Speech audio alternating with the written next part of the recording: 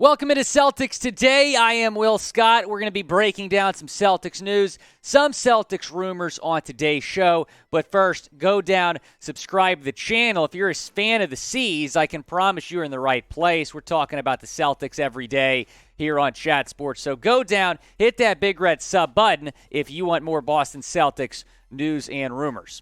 We begin today's show talking about the Celtics TPE. That expired last night. They, of course, had $17.1 million trade player exception from last year's Evan Fournier trade. That expired at midnight last night without the Celtics making a move. We talked about some TPE targets for the Celtics yesterday. Some of those guys they can still go out and get. Others they cannot target as TPE guys. The good news, there are still other TPEs. Here are the two TPEs.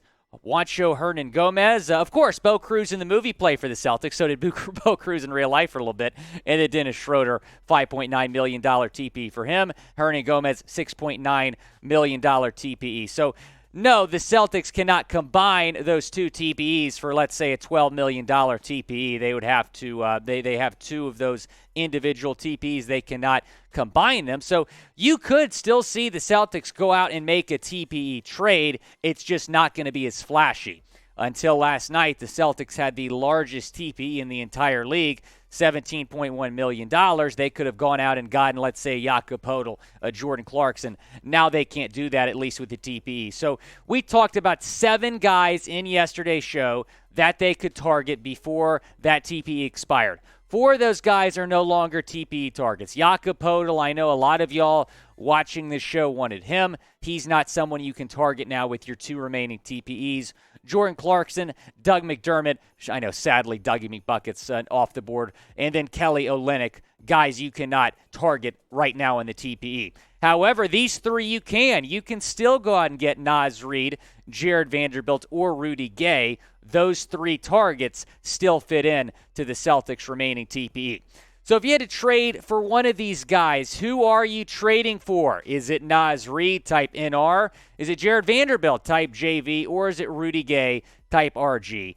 Go down in the comments section and let me know. It's the pinned comment on today's video. When ad break comes, go down and let me know what you think. Are you trading for Reid, Vanderbilt, or Gay?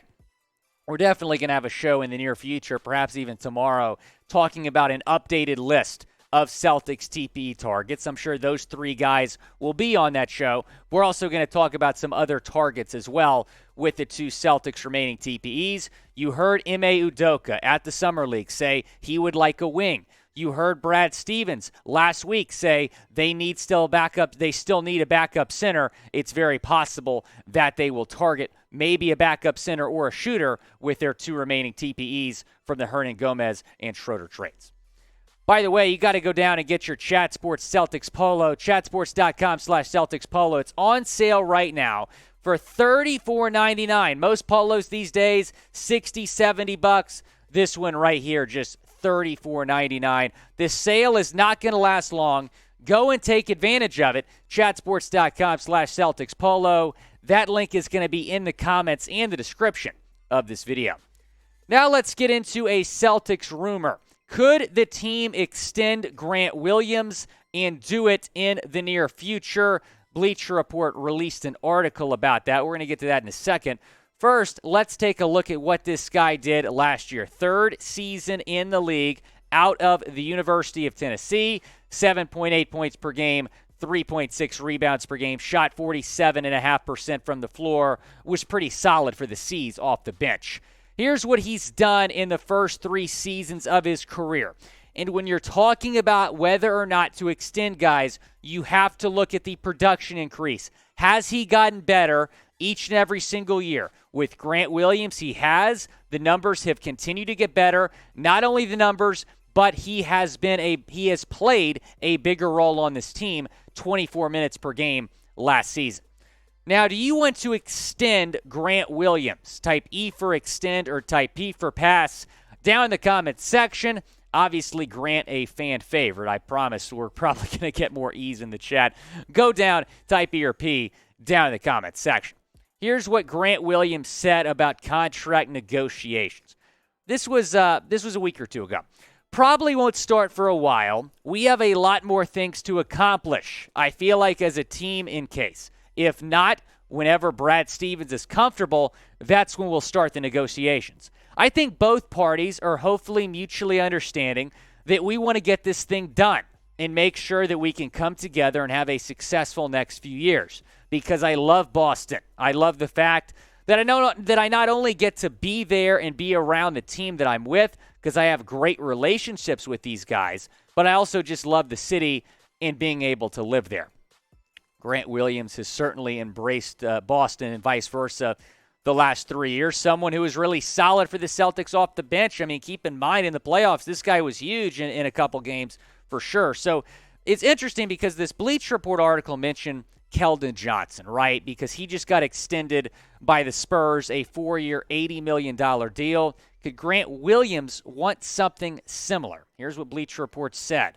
Keldon Johnson's deal with San Antonio may also set the table for extension conversations with Grant Williams in Boston, although it's difficult to foresee the Celtics rewarding their third-year defensive standout with such a splashy amount.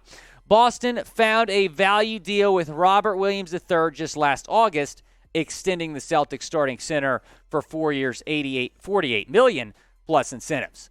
Cap experts contacted by Bleacher Report projected that the salary range can set a benchmark for Grant Williams negotiations, but rival executives are skeptical that Boston will be willing to spend much greater a dollar amount on Grant than for Robert. When you're talking about the Keldon Johnson deal, though, that should not be the baseline. You're talking about you're talking about a guy that averaged 17 points per game for San Antonio last season that's going to develop into perhaps a star player for the Spurs. Williams is a valuable option off the bench. He should not be getting anywhere near to what Johnson just got from San Antonio. Here is my contract projection. I think Grant Williams is worth something around this. 4 years, $46 million for an average of $11.5 million per year. This puts him right below the Robert Williams deal. So somewhere in that range, I think the Williams deal is more of a baseline than the Keldon Johnson deal.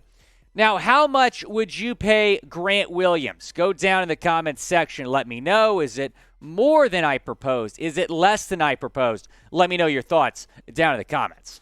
Here's the Robert Williams contract. So I think this is going to be somewhat similar. So 4 years, $48 million, $12 million per year. And when the C's did this deal, a lot of people were saying, oh, this is an overpay. This is ridiculous the Celtics are doing this. You look at it now a year later, and this is a value deal. It's an absolute steal. Williams is worth a lot more than this. So, yes, when you're talking about giving Grant Williams, let's say, $11 or $12 million per year, I'm sure a lot of people right now would say that's an overpay. That might not be an overpay, though, a year or two from now. When you look at the market, when you look at the market value, I think Williams is worth something very similar to what Robert Williams got last summer. Thanks for watching Celtics Today. Appreciate y'all watching and subscribing to the channel. This has been Will Scott. Go C's.